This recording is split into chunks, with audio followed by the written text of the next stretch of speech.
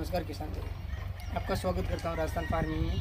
आज आपके सामने एक वीडियो लेके आया हूँ जिसमें आपको जो अपने पशु हैं उनके लिए पौष्टिक आहार के बारे में आपको बताऊँगा। जो इसकी जिस खुराक उस खुराक का नाम है ये अजोला, जो कि एक काय का है, रूप ही है, लेकिन ये चारे की किस्म है। तो इसमें पौष्टिक तत्व सब कुछ संपूर्ण तरीके से और ये किस किस तरीके से काम में लिया जाता है इसके बारे में आपको मैं बताऊँगा। तो चलिए आपको मैं अजोला दिखाता हूँ और इसकी जानकारी देता हूँ।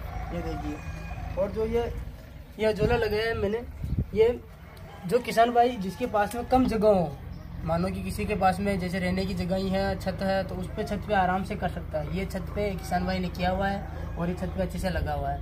इसके गुण ऐसे हैं कि इसमें पौष्टिक तत्व जैसे कैल्शियम, विटामिन, मिनरल्स वगैरह सारी पूर्ति करते हैं जानवर की। ये अजोला मच्छी पालन में, दुधारू पशु के लिए, कुक्कुट पालन में और अपने जो बायोडीजल बनाते हैं उनमें, और एक जो यूरिया, जो नॉर्मल यूरिया 46% ही होता है, लेकिन इसमें नाइट्रोजन की मात्रा बहुत ज़्यादा होती है, जो डिकम्पोज करके उसको अच्छे से डिकम्पोज करके उसका इस्तेमाल करके और खेतों में प्रयोग लेते हैं खाद के रूप में, तो वो अच्छे से होता है।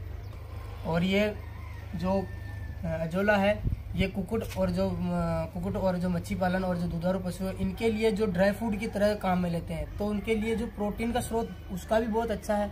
तो आपको इसके अजोला की जो लगाने का तरीका और कैसे क्या करते हैं इसके बारे में आपको दिखाता हूँ। जैसे कि ये छत है, छत में जो लेवल पोर्शन है इसके ऊपर किसान भाई ने एक ईंट लगाई और ईंट को जैसे जो 4 इंची है उसको खड़ा कर दिया। खड़ा करके उसको ये जो काली तिरपाल आती है ये लगा के उसमें ये जो बनाया है ये 5 बाई 10 का इसमें ये छोटा सा पानी का छेद ये बनाया है। पर इसके अंदर 1 इंच से 1.5 इंच मिट्टी अंदर डाल के उसमें जैसे रोड़ी का खाद हो गया, जैसे गाय का गोबर हो गया, ये इसका खाद का मिश्रण बना के मिट्टी के साथ में और उसको इसमें डाल दिया। अब उसकी 1-1 इंच की परत बना के उसमें बाकी पानी भर दिया। तो पानी इसमें करीबन 3 इंच पानी है और बाकी अजोला है, ये आप देख सकते हो।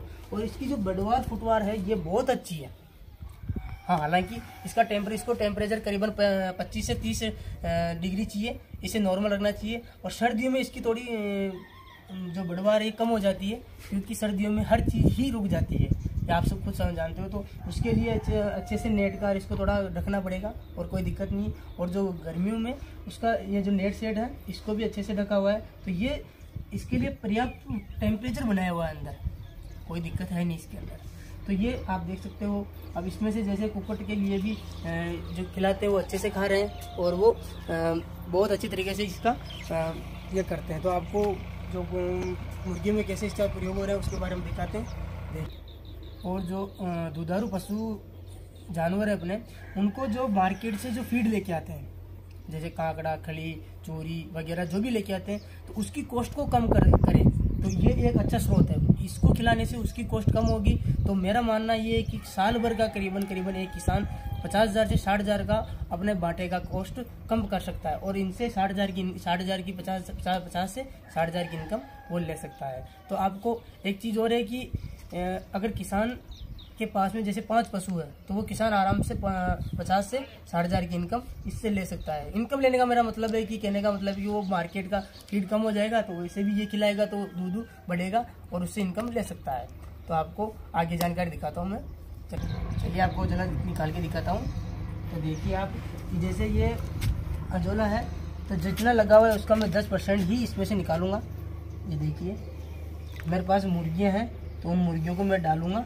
तो आप देखिए कैसे खा रहे हैं, क्योंकि मैं जो मेरे जानवर है दुधारू उनको मैं मॉर्निंग के टाइम ही फीड खिलाता हूँ। ये तो आप देख सकते हो, ये शाम के टाइम में कुक्कुट जो मैंने रखे हैं मुर्गियाँ उनको मैं खिला रहा। और मुर्गियों को जो खिलाता हूँ इससे भी उनको प्रोटीन की मात्रा पूरी हो रही है। तो मुझे जो मार्केट का दाना लाना पड़ता है वो कम लाना पड़ता है और इसी से वो काम चल जाता है और मुझे मार्केट फीड में इतना खर्चा नहीं करना पड़ता। ये देखिए मैंने फीड ले लिया। अब चलिए आपको इसको कुक्कुट को खिला के दिखाते हैं।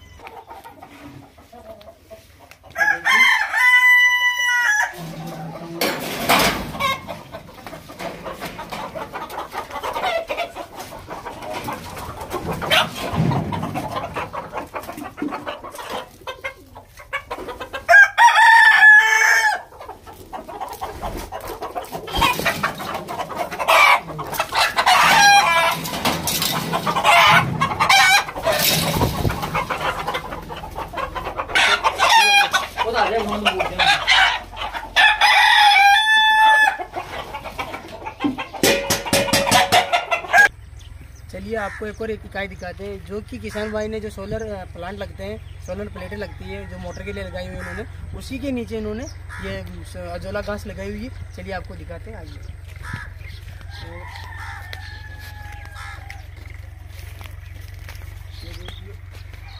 एक छोटी सी इकाइयाँ लगाई हुई है किसान भाई ने, तो ये लगाने से भी कोई ज़्यादा बड़ी बात नहीं है, आप लगा सकते हो, कर सकते हो, ये अच्छी है और करना चाहिए किसान को, और कीजिए, क्योंकि मेरा मानना है कि इसी ये करने से जो ऑर्गेनिक चीज़ होगी वही चीज़ किसान भाई को मिल पाएगी और अच्छा रहेगा।